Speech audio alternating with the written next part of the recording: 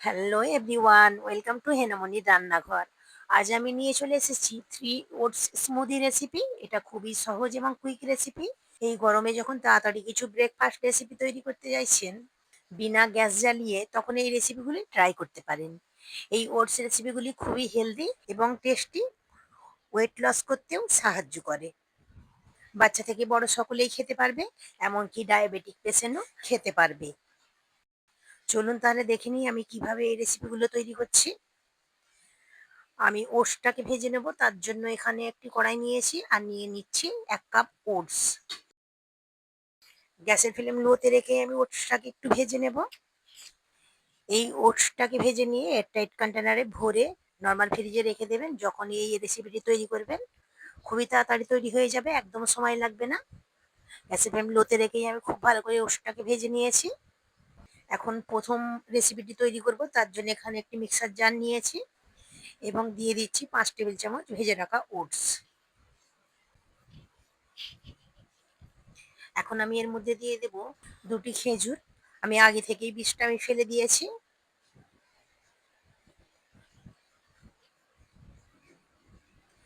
এবং দিয়ে দিচ্ছি একটি কলা, এভাবে টুকরো করে নিয়েছি। এবং আমি দিয়ে দিচ্ছি 10 থেকে 12টা কাঠবাদাম এবং 1 চামচ দিয়ে দিচ্ছি চিয়া সিড। এখন আমি এর মধ্যে হাফ কাপ জল দিয়ে দিলাম এবং ঢাকনা দিয়ে আমি একটা স্মুথ পেস্ট তৈরি করে নেব। এরকম স্মুথ একটা পেস্ট তৈরি করা হয়ে গিয়েছে। এখন আমি এর মধ্যে দিয়ে দিচ্ছি আরো 1 কাপ জল।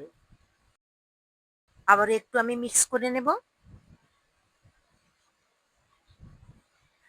মিক্স করে নেওয়া হয়ে গিয়েছে, ঢাকনা খুলে আপনাদের দেখিয়ে দিচ্ছি। একদম স্মুদিটা রেডি হয়ে গিয়েছে। এখন এখানে একটি গ্লাস নিলাম, গ্লাসের মধ্যে এখন আমি ঢেলে নিচ্ছি। কতটা একদম স্মুথ তৈরি হয়েছে আপনারা দেখে নিশ্চয়ই বুঝতে পারছেন। ইয়াম্মি খেতে হয়, বাচ্চা থেকে বড় সকলেই খেতে পছন্দ করবে। আমি উপর দিয়ে একটু বাদাম কুচি ছড়িয়ে দিচ্ছি যাতে দেখতে ভালো হয় এবং খেতেও ভালো লাগে। চলুন তাহলে দ্বিতীয় স্মুদিটা আমি কিভাবে তৈরি করছি দেখে নিই। আবারও আমি মিক্সিং জারটা নিয়েছি আর দিয়ে দিচ্ছি 5 টেবিল চামচ ভাজা ওটস এবং দিয়ে দিচ্ছি 10 থেকে 12টা কাজু এবং 2টি খেজুর নিয়েছি, বীজটা আমি ফেলে দিয়েছি, সেটা দিয়ে দিলাম। এখন এর মধ্যে দিয়ে দিচ্ছি 1 টেবিল চামচ ফ্লেক্সিড এবং দিয়ে দিচ্ছি 1 টুকরো দারচিনি। এই দারচিনির টুকরোটা অবশ্যই দেবেন, তাতে ফ্লেভারটাও ভালো আসে এবং স্বাস্থ্যের পক্ষেও তো অনেক উপকারী এই দারচিনি। আমি দারচিনিটাকে একটু টুকরো টুকরো করে নিয়েছিলাম এবং দিয়ে দিচ্ছি একটি কলা। আবারও আমি স্মুথ ভাবে পেস্ট তৈরি করে নিয়ে এসেছি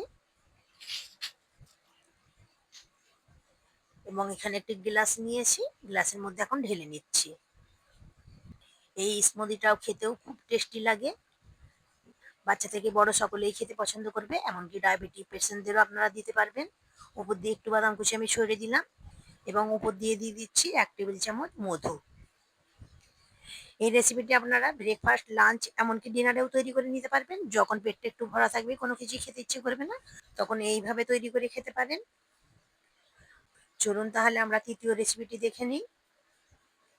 এখানে একটি মিক্সিং জার নিয়েছি আর নিয়ে নিচ্ছি 1 কাপ ফ্রেশ নারকেল এবং নারকেলটা ব্লেন্ড করার সুবিধার জন্য আমি দিয়ে দিচ্ছি অল্প একটু জল। ঢাকা দিয়ে আমি একটা পেস্ট তৈরি করে নেব। এখানে একটি মিক্সিং বোলের মধ্যে নিয়ে নিচ্ছি একটি ছাঁকনি। এখন নারকেলের তৈরি করে রাখা পেস্টটা আমি এর মধ্যে ঢেলে নিচ্ছি। দুধটাকে সেঁকে নেব। আমার এই ভিডিওগুলো যদি আপনাদের ভালো লেগে থাকে, ভিডিওতে একটি লাইক দিয়ে আমার পাশে থাকার জন্য আমার চ্যানেলটিকে অবশ্যই সাবস্ক্রাইব করে নেবেন এবং বাড়িতে যদি তৈরি করেন অবশ্যই কমেন্ট করে জানাবেন। দুধটা আমার ছেঁকে নেওয়া হয়ে গিয়েছে।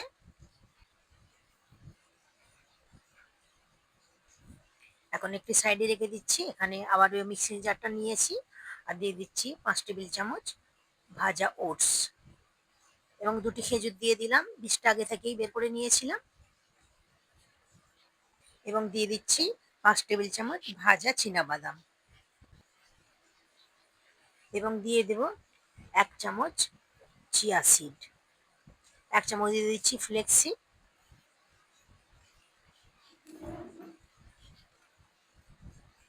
এখন আমি যে নারকেলের দুধটা রেডি করেছিলাম অল্প একটু দিয়ে দিলাম। এখন ঢাকনা লাগিয়ে আমি একটা পেস্ট তৈরি করে নেব। সবটুকু দুধ দিয়ে আমি খুব ভালো করে পেস্ট তৈরি করে নিয়েছি। স্মুদিটা আমার রেডি হয়ে গিয়েছে। একটি গ্লাসের মধ্যে ঢেলে আপনাদের পরিবেশন করে দেখাচ্ছি। এখন আমি উপর দিয়ে একটু বাদাম এইভাবে একটু দিয়ে দিচ্ছি, যাতে দেখতে এবং খেতে খুবই সুন্দর লাগে। আশা করছি আমার এই রেসিপিগুলো আপনাদের ভালো লেগেছে। যদি এরকম আরো হেলদি রেসিপি দেখতে চান অবশ্যই কমেন্ট করে জানাবেন।